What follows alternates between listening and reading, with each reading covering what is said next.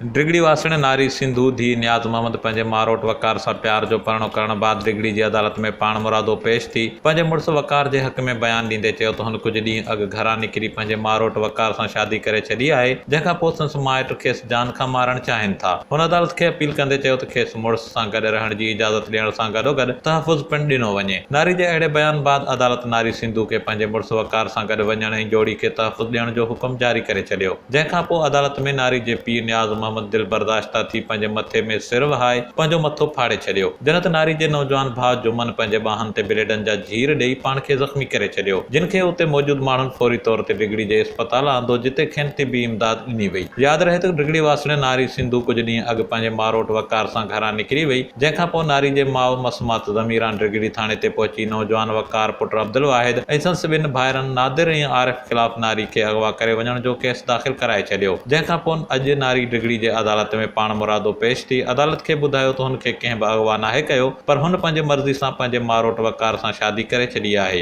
जंहिंजे करे संदसि माइटनि मां जान जो ख़तरो आहे, खेसि तहफ़ुज़ ॾिनो वञे। जंहिंखां पोइ अदालत डिगड़ी पुलिस खे जोड़ी खे तहफ़ुज़ फ़राहम करण जो हुकुम जारी करे छॾियो। Dilip Kumar, Kawish digital media reporting team, डिगड़ी।